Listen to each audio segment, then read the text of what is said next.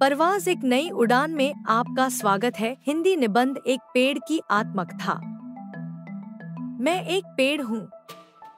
अपने जीवन की कहानी सुनाने से पहले मैं धन्यवाद व्यक्त करना चाहूँगा कि मुझे जीवन देने वाले प्रकृति और मानवता का आभारी हूँ। मैंने ज़मीन के गोद में पैर रखा है और सभी जीवों के लिए अपनी सेवा करने का संकल्प लिया। मेरा जीवन वास्तव में अद्वितीय है।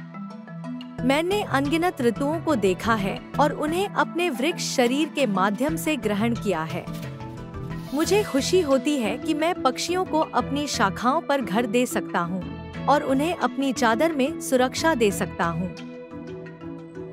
मैं उनका विश्राम स्थल और पुष्टि करता हूँ।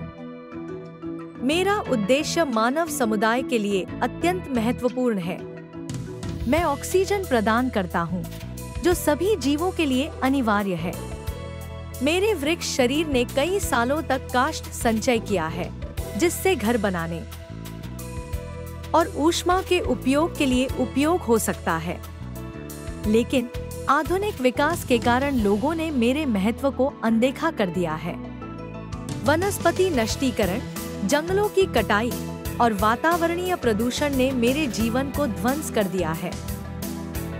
मेरे बचाव और पुनर्जीवित करने के लिए लोगों को संयमित होने और पेड़ों के प्रति संवेदनशीलता बढ़ाने की आवश्यकता है।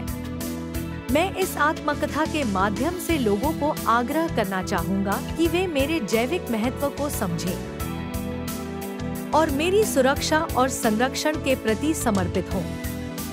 मैं भूमि की हद को पार करने के लिए योगदान देता हूँ और यह सत्य है कि मेरे बिना जीवन संभव नहीं होगा। आशा है कि मेरी यह आत्मकथा मानवीय मस्तिष्कों को प्रेरित करेगी और उन्हें पेड़ों के महत्व को समझने और संरक्षण करने के लिए प्रेरित करेगी। मेरे प्रति जागरूकता और प्रेम द्वारा हम सब मिलकर सुनिश्चित कर सकते हैं कि हमारा पृथ्वी एक स्वस्थ और हरित भूमि बनी रहे।